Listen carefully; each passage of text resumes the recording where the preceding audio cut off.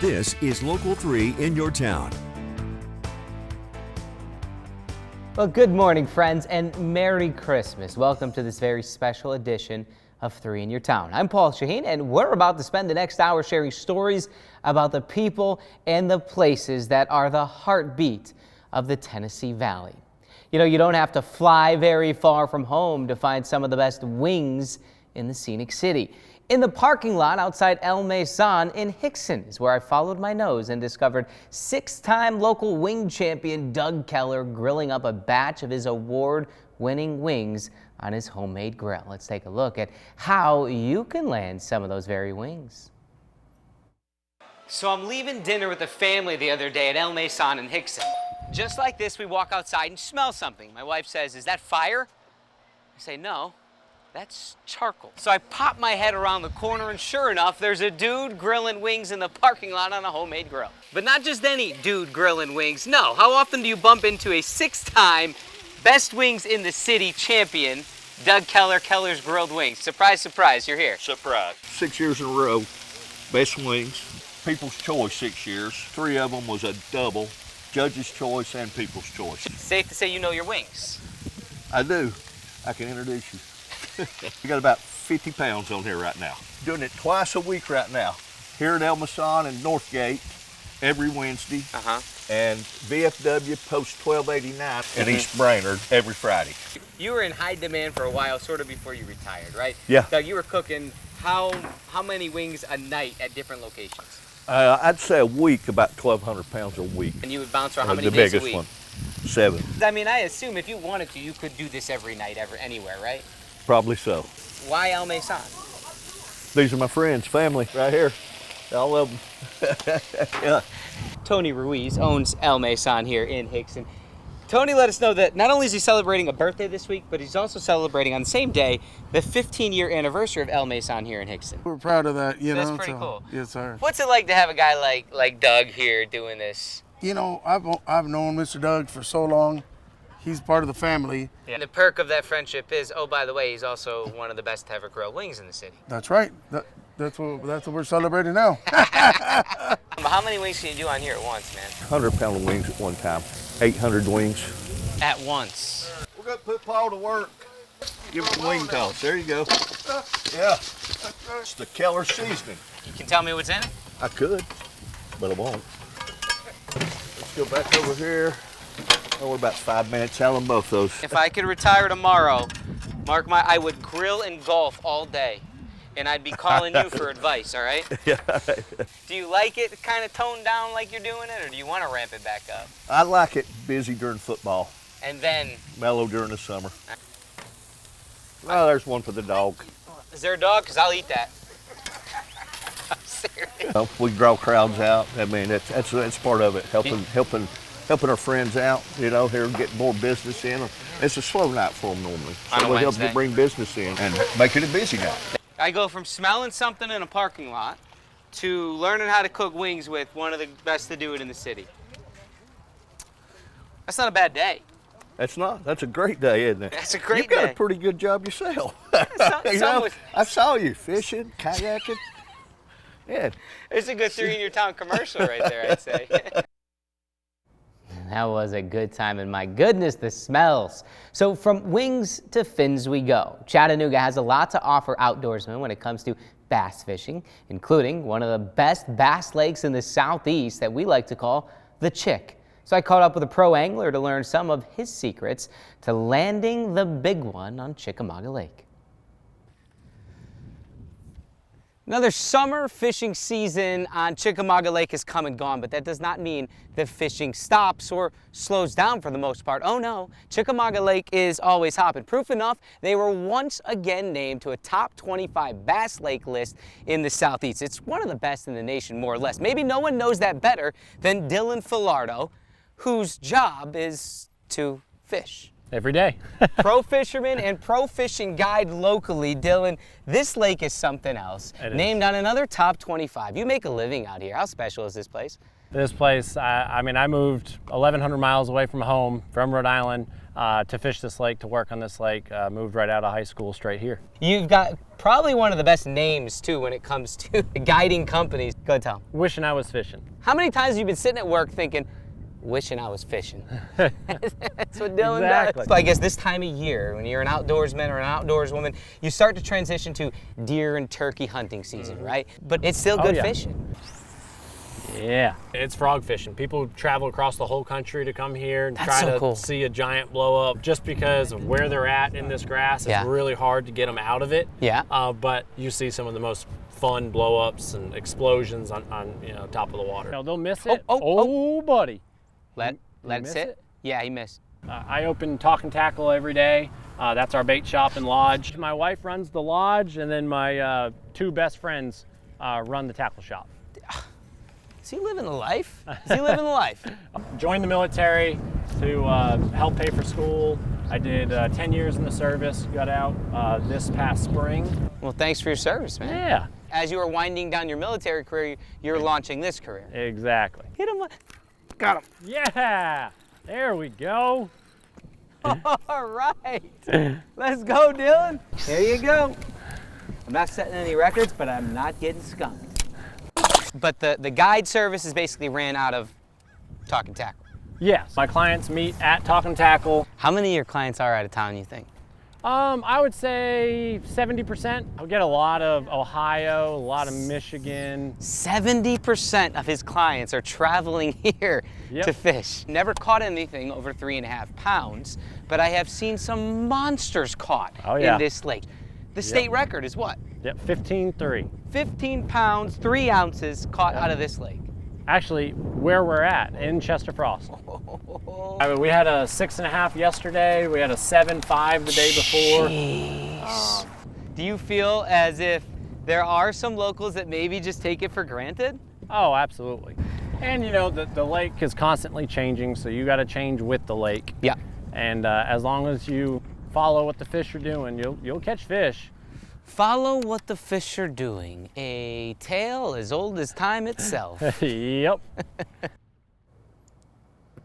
On that fateful day, I feel as if they were following me because truth be told, I saw, and Dylan will back me up, the biggest fish I've ever seen, a bass, in that lake jump out of the water near our boat, but not near where I had my fishing lure at the time. All right, we have more stories to tell during this special edition of 3 in Your Town. Whether you like hot coffee or an ice cold milkshake, there's something for everyone when we return. Stick with us.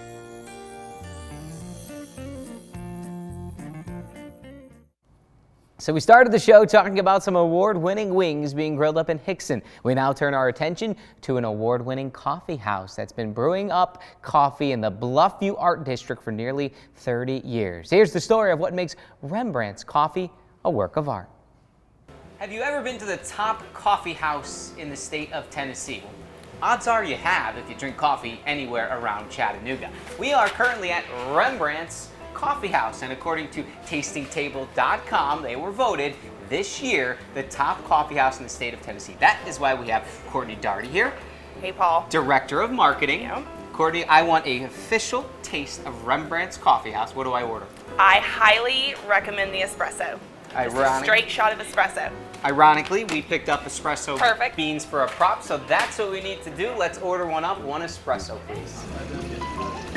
I just moved here to Chattanooga too. A unique experience coming here. Is that it? Yeah.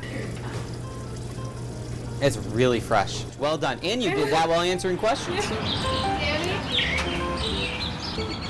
Courtney, one of the cool parts about Rembrandt's is the line leading up to your order is the pastries, everything on full display. You get hungrier each step you take. Yes, for sure. It's like an iconic display for us. So each cabinet is filled with pastries made fresh daily from Rembrandt's Pastry Kitchen. Anything from cakes and tarts to croissants and cookies. We really have something for everybody. This isn't just dial up a pastry. This is intricate stuff. Yes. And they're making this daily. Yes, our pastry chefs are well-trained, extremely talented. They value their craft and they put a lot of time and effort into it. Also noted in the article when winning this award was the outdoor eating area here at Rembrandt's. It really is one of a kind, a taste of Europe, if you will. Let's check it out. This, right now, just listen. Yeah. It sounds like you're in the middle of the woods. Besides the scenery and the greenery, the canopy of the wisteria, which we're sitting under, the birds really add to that peaceful, tranquil note. We want to be that oasis. You know, that peace and quiet, even though you're steps away from downtown. Yeah. Definitely heavy on the European and the French design, from the iron fences and the French doors to the stucco on the walls. Tell me about the awards. That's quite the honor. The coffee community around here is awesome. You know, there's lots of huge brands and huge names around here. So to be considered the top is incredible. We've been in business almost 30 years. We opened in August of 1994, so next year we'll be celebrating 30 years. So to be a staple in the community and to be honored for that is awesome. So from a steamy hot cup of coffee to an ice cold milkshake, let's head back in time to the Udawa whistle stop that was built from the ground up across the train tracks. The secret to their success is a custom design that honors the past with a big scoop of nostalgia. Take a look. This week we're mixing a little Udawa history with a sweet tooth. We're at Udawa Whistle Stop, where they create one-of-a-kind milkshakes, a little something like this. That is what we're starting with right there. The goodness, this is Cassie Ball, GM at the Udawa Whistle Stop. And Cassie, this place, I'm telling you right now, I've never seen a milkshake like it. They are so creative. I mean, they are one-of-a-kind milkshake. It's almost like its own form of art form. This place also, though, has a really unique history. I mean, just walking in from outside, my first question to Cassie was, is this an original building? Right. Turns out it's not, but it pays homage to the original. We are a vintage-themed diner. All of our music and everything correlates with the names of our milkshakes and our sandwiches from the 1920s to the 1950s. And we try to pay, like, real respectful homage to the original Udawa Whistle Stop. It was actually the Udawa Depot. So the Udawa Depot, which was right over the train tracks, correct? Right on the other side of the train tracks. I believe that it had burnt. I'm not sure exactly the year. And then we tried to recreate that, and it's exactly what Udawa was missing. It's amazing how the older generation walks in here and they get like a whole sense of nostalgia, and it's helping with the younger kids, teaching them, you know, more about the older generation. From the bottom floor all the way up to the rooftop, it's just filled with different type of historical memorabilia. We are doing a Girl Scout cookie milkshake right now. We've got our traditional cookies and cream. It's our Chattanooga shoe shine, our Rockin' Rainbow, our salted caramel. We've got the most classic banana split that you'll ever get anywhere in Chattanooga. But the one really popular right now, as you say, that's the one we're making. Harry Potter. It's Harry Potter. We've got kids coming in specifically for this milkshake, dressed up in whatever house that they want to represent from Harry Potter. Oh, that's awesome. All right. Alrighty. So we start with a glass. Start with your glass. I'm gonna make one as well, yes? Harry Potter sprinkles. I've actually never watched Harry Potter start to finish. Have you? You cannot tell anybody that. I think I just did. If there was one step in this process, what would you say that step is that you guys gotta nail? You don't want to put too much milk in our other ones or too much liquid in here, because you don't want it to be a watery milkshake. You want it to be a nice, thick, good milkshake. Nobody wants a watered down No. milkshake. Oh, these are donuts, but they're not just donuts from any old grocery store. Oh, absolutely not. We try to stay with our local entrepreneurs in the area and support other local businesses. That is from? Tasty Donuts, Here right in here Udawa. in Cambridge Square. Yeah, we've talked a lot about the milkshakes. You guys have a full menu as well. Absolutely. We are like more of a deli style. All the different entrees. We have gluten-free, vegan options. And then also with our milkshakes, we can do them gluten-free and vegan too. It doesn't matter if it's like a 2-year-old all the way to an 80-year-old. I mean, whenever that we bring these milkshakes and even our food, when we bring it out, just to see their expressions on their face makes it worth it. It's all about the customer's experience here. This isn't like you're just running through, like you said, a fast food restaurant and grabbing you a milkshake. Our kids who work here are phenomenal, and they take their time, they take pride in it, just to have, you know, with the milkshakes, the whole experience of the train coming by all the time while they're eating and everything. It's definitely an experience, and the whole atmosphere is what sets it apart. What it feels like to me is, yeah, come for the milkshakes, but stay for the nostalgia. Yeah, stay for the nostalgia. We also have cocktails. Oh, hey, what time is it? 5 o'clock somewhere, right? All right, from out of the fire and into the frying pan, we head west now to the world headquarters of the Lodge Cast Iron Factory in South Pittsburgh to talk to the experts about keeping your cast iron clean. That story straight ahead.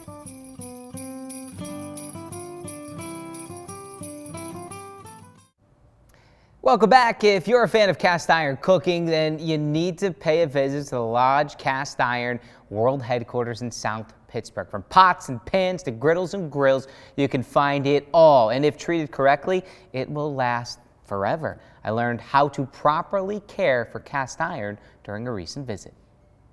3 in your town is more like 3 in your kitchen this week. That's where we are today. The home of Lodge Cast Iron for more than 125 years in South Pittsburgh with Chef Chris Stubblefield. Chris, what we're looking at here is what we see in a lot of kitchens. That's a dirty cast iron skillet.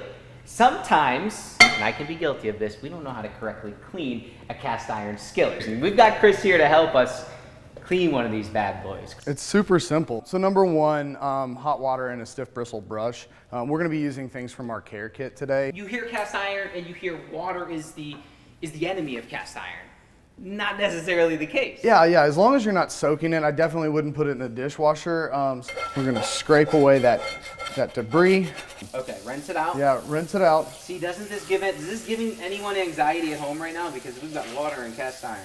We'll give them a little bit more anxiety when we put some soap on it. Soap used to have lye in it, and lye would strip out the seasoning in a cast iron skillet, which is why your grandmother said don't do that. That's where it all comes from. Yeah, you're not really going to hurt your cast iron seasoning with a mild dish detergent. Let's rinse it out, and then we've got a couple more important steps. We want to dry it completely. You can also leave this on your stovetop on low. This is bone dry, and we're going to take a little bit of seasoning spray. Paul, I'm going to let you do this because you haven't done this before, and it'll be fun. You're going to spray. Not exactly correctly, I will say. This is kind of what brought this idea about for me is you go over a friend's house or a relative's house, and you're like, the sheen on their cast iron skillet looks a lot better than mine in some cases. How do I get that?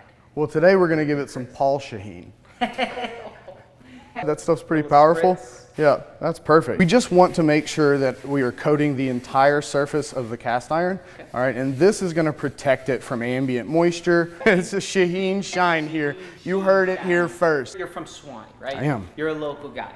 You take pride in the fact that you can go anywhere in this world and find Lodge cast iron skillets, and they are right here in South Pittsburgh. Yeah, absolutely. Yeah, it feels like a homing beacon. You know, you're walking down the street somewhere, and I mean, I've seen it in different countries. There's a sense of pride in it for sure. Not just for me, for everybody here, the community. There's a reason that I wore my Tennessee shirt today. I love it. That is because we're taking pride in Lodge coming from South Pittsburgh, Tennessee. Who hasn't been to, say, a garage sale, yard sale, tag sale, whatever one you want to call it? Who hasn't been to one and you've seen one of these on sale for $1 because some homeowner found it in their grandfather's closet and they don't want to? This is redeemable, is what you're saying. Yeah, absolutely. It doesn't look great. But what Paul has, this is called a rust eraser. We sell these in our factory stores and on our website. It's got a micro abrasive in it, and so when you rub it on the skillet, it'll just disappear. We'll wash it with soap and water. We would want to dry it immediately, and then we would wipe it with oil. And then we would walk through those seasoning steps, 450 to 500 degrees for an hour to 2 hours. This is how they do it on the cooking shows, right? Stay right there. Keep rolling. It's okay. It's just showing behind the scenes. Shh. It's been an hour. Hey, let's check it out. Would you look? Look at this beauty. You treat it right, it'll last forever. Still ahead, a local hot sauce company that's really heating up. That story next.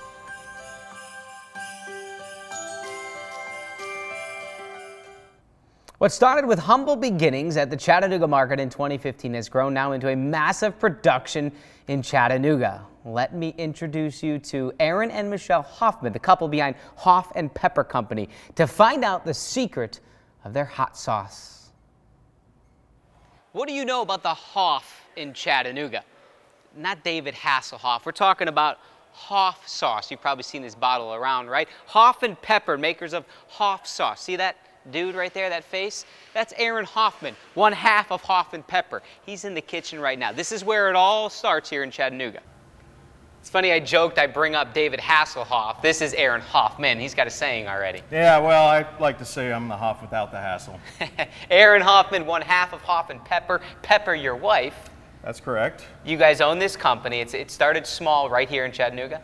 Yeah, just started selling down at the farmer's market on Sundays, and just kind of started out as a hobby and grew into a full-time operation. We wash them, put them in the large blender with spices and vinegar, blend them up, and then we actually send them out to the warehouse to mature for about a month. We process them again. It's all bottled by hand here at the spigots. Bottled right here? Right here. Every single one of them? Every single one of them. Bottled by hand, labeled by hand, date coded by hand, shrink wrapped by hand. We are very proud of the fact that we manufacture everything right here in Chattanooga. You want to rattle off some of your sauces? And Everyday hot sauce, think of it just like a super fresh Cholula. 3 years in a row, best Louisiana hot sauce in the country. This is our Mean Green. It's a green jalapeno base, not tomatillo like a verde. Our house sauce is a throwback to my German heritage. This one was on Hot Ones, the YouTube series. Yeah. Do the wake up call hot sauce. This is kind of my take on a sriracha. Classic barbecue. Hoff, if I may. Are we on nickname terms? Yeah, right. absolutely. Hoff, as you look around this building, I mean, it sort of hits you when you say, we started selling at the farmer's market. How many square feet you working with here? 30,000 square feet. That's cool. Yeah, I mean, it's amazing to just think about how we've grown from the Chattanooga market to being on tens of thousands of dinner tables around the country. It blows my mind. Places. We're in about 4,700 retail locations right now across the country. We're in 14 different countries. We're in 2,500 Ace Hardware stores. We're in all the Whole Foods in the Southeast, Sprouts, Wegmans. We're ready to get into a lot more stores. Is he always capable of working that fast, or is it because there's a camera? They're fast, and we can actually turn out a lot of product with a smaller team. 99% of all hot sauce that you buy at the grocery store is from a fermented pepper mash that's made in South America. We grow all of our peppers at a generational family farm in Dayton, just 45 minutes away from here. We also don't ferment those peppers. We're really proud of that. We've got some Smokin' Ghosts, which is the hottest sauce that we make. So you want me to take a taste? Yeah, it'll wake you up.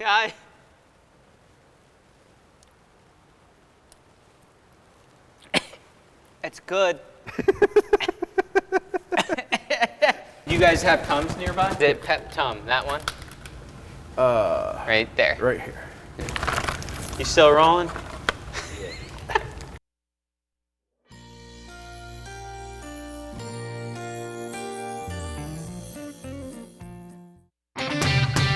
This is Local 3 in your town. Welcome back. Have you ever wondered what it's like to shake hands with an octopus? Me too. Thankfully, we have friends behind the scenes at the Tennessee Aquarium. So if you watch Local 3 News today, odds are you've seen our live shots here at the aquarium. We use them into and out of some commercial breaks. Yeah, we love them too. So I got to thinking, what about a 3 in your town segment where we go way behind the scenes at the aquarium and feed some of the animals? First stop, Stingray Bay with Mr. Stingray himself. Actually, his name is Kyle. Kyle, tell him your last name. McFeeders. Kyle McFeeders. McFeeders with a T, but it sounds eerily like McFeeding. Yep, we're about to McFeed this tank. This exhibit has 2 species of guitarfish, as well as 6 species of stingray, and 4 species of sharks. They're literally swarming us. They know what's coming, Kyle. They know what time it is. We were talking about most of the sharks being nocturnal, so their eyes are set up to see, in low light conditions. So they smell the food, but they can't necessarily see it super well. Kyle, I came here with 10 fingers. Let's do this. I want to leave with 10. Definitely. There's the squid and the shrimp, the smelt, and the clam. So we can grab just like a little handful, and these rays, you have to push your hand hard against the glass. Whoa. And then they'll take that food like that. All right, so how do you not get bit if you're putting your hand in there? So with the rays, you can put your hand like flat like that. What about the shark that's eyeing you? You just gotta watch out for him. Here, buddy. They are a bottom-dwelling shark from Australia. They're what's called the walking shark. Yeah. You guys do offer deeper dive behind-the-scenes tours right now. Correct. We have a program called Deeper Dives, which is currently offered Thursday through Saturday. In the future, we are going to expand to Sunday as well. So it allows a tour to come through with an educator guide. Kyle, we're going to call this an appetizer for the main course, which is the next feeding we get to partake in. I'm not going to tell them what that one is yet. It's a surprise. It's a big surprise, we'll say that. The appetizer is out of the way. It's time for the main course. We are going to feed beaver, except here's the thing. Beaver is not a beaver. Danny Alexander has been here for coming up on 30 years at the Tennessee Aquarium. Guys. Tell us about who Beaver is. Okay guys, beaver is a giant Pacific octopus. He got the name Beaver because of a beaver moon, I guess on the day they were picking him up. He's probably my gosh. He's probably about 30 pounds. if he gets a hold of you with one of his arms, yes, he can taste you with his tentacles. He's out. His hand is out. That's okay. I let him hang out every once in a while. Yeah. He hangs his arms over, but he generally doesn't try to come out. Oh my gosh. Okay. Turn my back for a second. He's already breached. He's out. That's okay. I feel like I can't turn my back. This is enrichment for him. Yeah, I'm glad you're having a good time, buddy. I'm a little bit uneasy. Y'all probably ate this the other night. Calamari. Calamari it is. There's some squid. Yeah. Absolutely. Whoa, whoa, whoa. Aren't they related? They are related, but they don't care. Okay. No, I want to feed. Whatever you want to go with, he's going to grab it and he'll pull it in. Probably immediately he'll pull it towards his beak. You can kind of tease him with it like you're not going to give it to him. Oh, he's taking it. He's getting a good grip. I couldn't even. He's getting a good grip. We've got a new friend named Beaver at the aquarium. We sure do. All right, on the wall, it's Steve Ray's Midnight Oil. There's a scratch ticket, and some 20 years ago, it might have been worth $25,000, but no one knows because it's never been scratched. Here's the story. It's a little dated. The Chattanooga Times Free Press, the date reads Tuesday, January 20th. The headline, Tennessee enters lottery. How many of y'all knew that the first scratch-off ticket in the state of Tennessee was sold right here in Udawa? That's at Steve Ray's Midnight Oil. Steve sold it to Bucky. They never scratched it. $2 ticket, framed back then, could be worth $25,000. On that note, no, truth be told, this literally could be worth $25,000. It sure could. But Steve, you can't cash it at this point, even if it was. It's expired, right? Well, they say it is, but you know, the lottery is a very kind and welcoming organization. If we were to scratch it, but I don't want to scratch it. I don't want to ruin its integrity. But if there's some way we could check it. So Bucky says it still is regardless. And I thought, boy, it would be a unique way to advertise and do something really fun. So there's about 100 people crammed in this little space. And we had a huge countdown. I think Channel 3 was here live.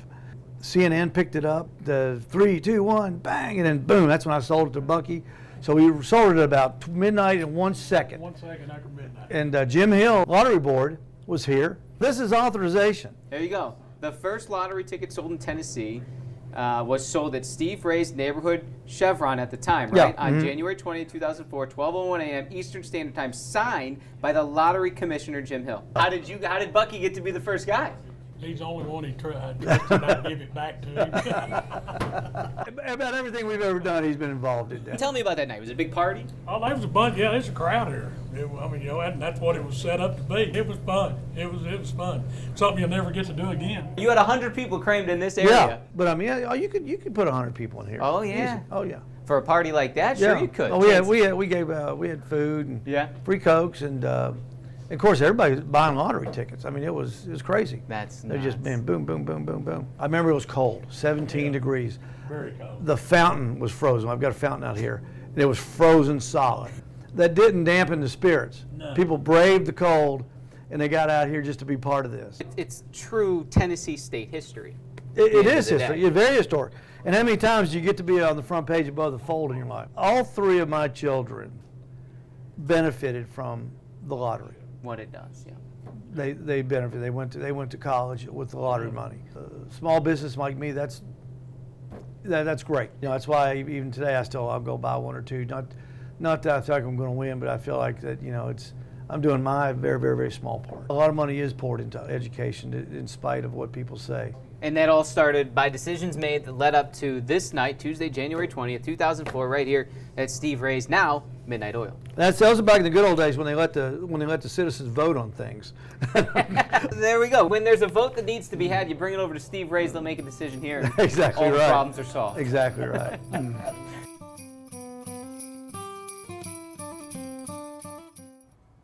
Quality food, fast service, and friendly smiles. The Longhorn Restaurant on North Market Street brings it all together while keeping a decades-old tradition alive. About as good as a coffee at a diner gets in the state of Tennessee or the surrounding area. We're at Longhorn Restaurant, North Market Street, Chattanooga. It is an absolute staple And this is Susan Danner. Susan, you bought this about, what, 10, 15 years ago? We bought it 15 years ago. Riverbend just wrapped up, okay? So Yes. there's a reason we shot this interview a few days before Riverbend, because during Riverbend, this is one of the busiest places We are busy. in the North Shore area. Yes. Like, we've got elbow room right Right. now. This is where we insert video from Saturday morning when Right. there is no elbow room. Yeah. But for us, Riverbend can be both pleasure and pain. Describe the pain part. The pain comes from not having enough places to park. Yeah. The pain comes from the fact that we're very small and can't get a lot of people. So for us, we have to make sure these seats are turned quickly. We want to get people in, get them fed, give them a good experience. We're all about what's going to make Chattanooga better and grow, and Riverbend's been a part of that. We'll be ready. We've done it for so many years now. We kind of can anticipate what we're going to need, and I'm blessed. I have a good staff. Yeah. And that's hard to say today. There are faces that I'm looking behind you right now and I've Right. seen for Right. years. Yes. The Alabama shirt right there, what's her name? Cheryl. Cheryl. Is she your manager? Mm-hmm. She's been with me for over 12 years. I remember seeing Cheryl years ago. She was very nice to my family. See, it's Yes. those things that stick out.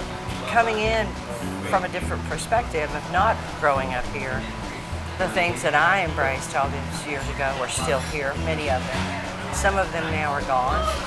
Nikki's, I hated to see Nikki's Yeah. close.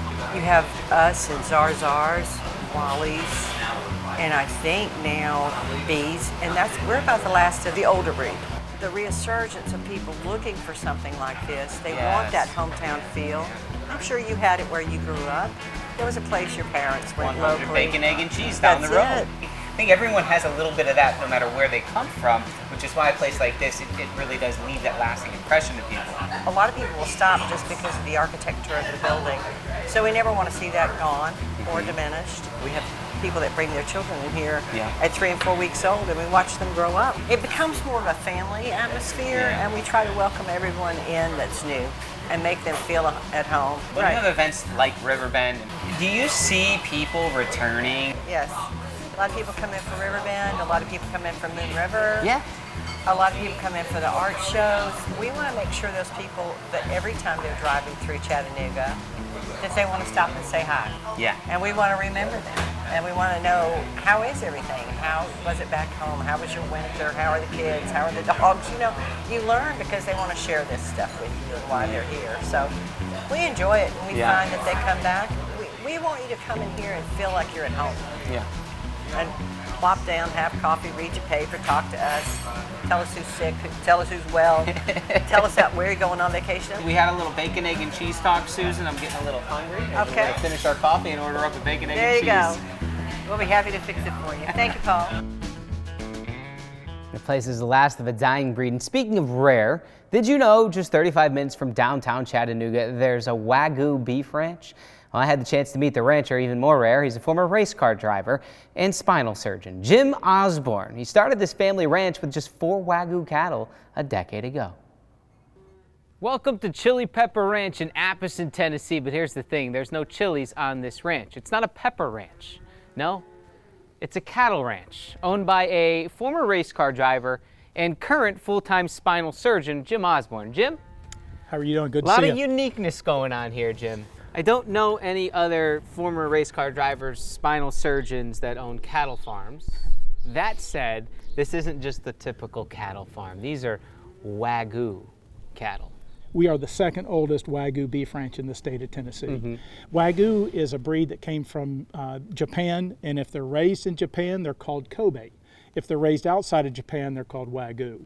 What's unique about the animals is they have more intermuscular marbling, which gives them the flavor. Yeah. And their marbling is higher in fatty omega acids 3 and 6, so they're more heart protective. I mean, there really, truly is a difference. It's amazing. There's a difference in price, yes. You've seen that in the restaurants' menus, but there's a difference in taste. It's really good. And it's more like eating a salmon than it is a beef as far as tenderness. How many acres do you have? We're at 400 acres now. We started out with 9.8 in 2012. 2022 you did how? I think you had some staggering numbers you were It's saying. 55,000 pounds of beef we sold through our retail shop, and our retail shop is here on the ranch, and it is open 7 days a week, 24 hours a day by appointment. 55,000 pounds. Yes, well, and you got to think, we started 10 years ago with 4 animals and now we're up to around 200, and we'll process about 65,000 this year. Is that electric? Top is. Top it, so I can put my hand in there? Absolutely. What happens if I put my hand in there? He'll bite it off. Just kidding. I hear you're a wild one. Is that true? Look, here comes Brownie. He's just going to be protected. He's going to make sure I'm okay. Thank you, Brownie. When we started, we took animals and fed them different grain combinations and brought in focus groups and did a Coke Pepsi challenge with animals that were fed different things. And everybody picked the same grain combination. And so we took that grain and we sent it to our nutritionist who designed these 4 feed groups. Which is not something everyone does. No, and there's a significant expense to doing that. You know, we could just feed them grass, but man doesn't live by bread alone, and cows don't live by grass alone. Jim, we talked about the difference in flavor. Now let's look at the difference in just appearance. I mean, the marbling in this Wagyu. That's what makes it stand apart, isn't it? Yes, it is. It's the marbling that gives it the flavor. It's the marbling that gives the tenderness.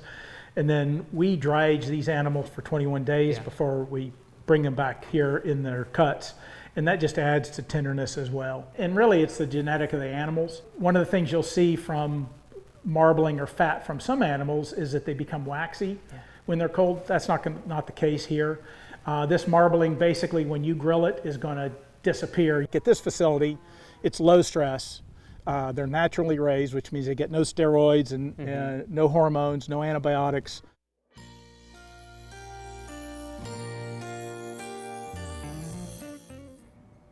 After winning season 7 of American Ninja Warrior, Isaac Caldiero moved to Chattanooga and helped open Synergy Climbing and Ninja Gym.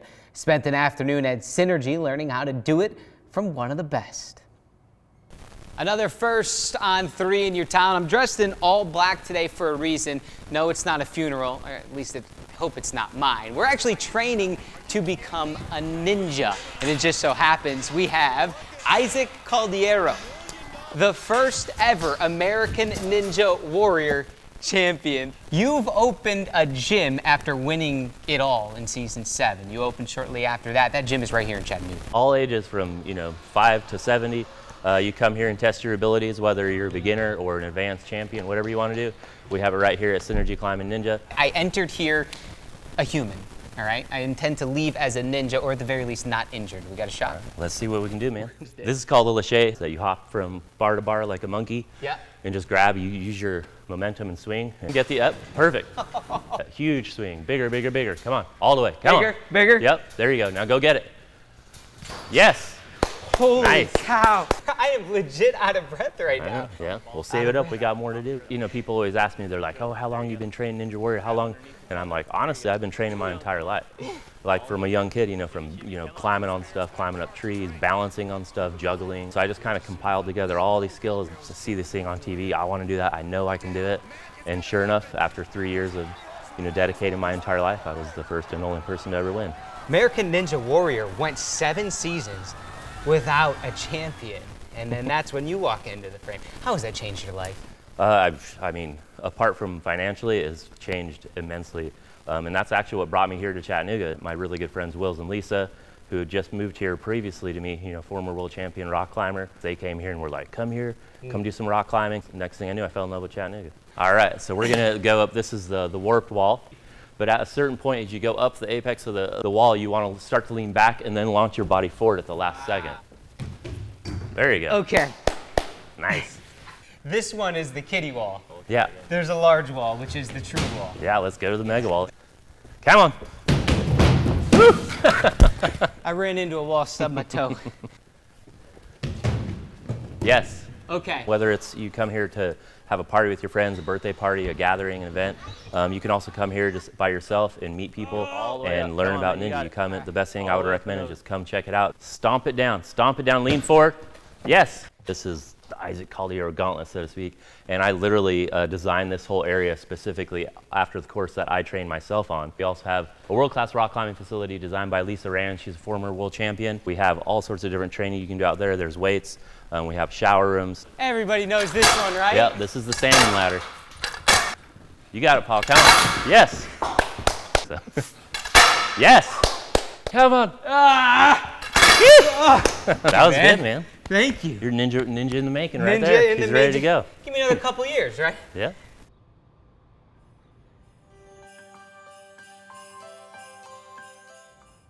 As you know, I spend a lot of time playing golf on the links around the region, but I did find one course recently that was unlike any other. Join me now as we take on Chat City Golf in the heart of Chattanooga. The best part? No green fees.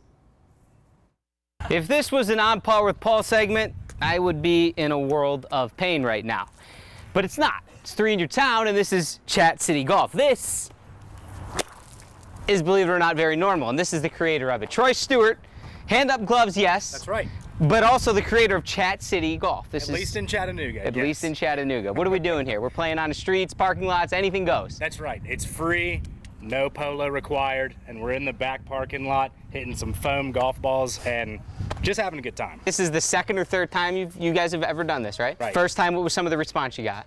Well, the first time everyone loved it because I think everyone has had a similar golf course experience about being a little bit nervous of showing up. Yeah. Not nervous here, so everyone loved it. What Troy said, it's all about tempo. You don't swing hard, right? That's right. Well, that's fun. And our first hole might be the light pole down the street. Again, we play with foam balls, and you got to get within a club's length. You've made it at that point. We're running pretty loosey-goosey here. Just make sure you're having a good time. Troy, is there any such thing as OB? No out of bounds? No out of bounds. I love that type. Someone at home is going to be like, hey, that looks like a good time, right? That's right. How do they find out? We are pretty much posting it on Instagram. If you follow Hand Up Golf, one, it's worth following your local golf company, but also it's worth following to see that we do stuff like this. And you never know when. It's pop-up street golf. That's right. Right. Whenever I feel like it. Oh, yeah, dude. No! That's at Warner Park. Yeah. Chilling with the giraffe at the zoo. It was a brand in Portland that sort of made this popular. What's, I guess, not so funny about it is some of the comments that they got in Golf Digest about it.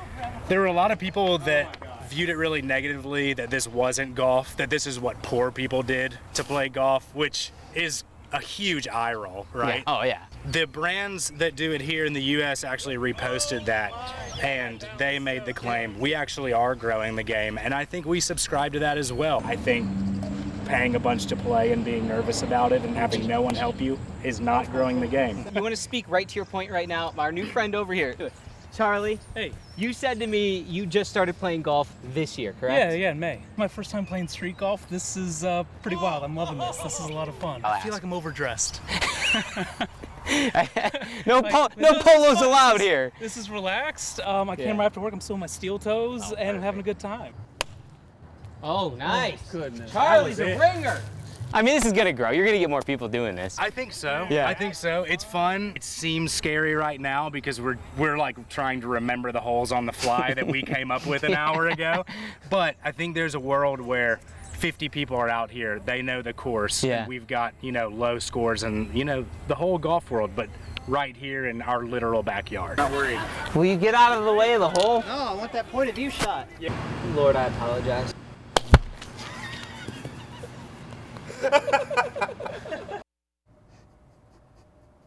That was Shane, our photog. I mean, yeah, you heard me. I kept telling him to move. He didn't want to move.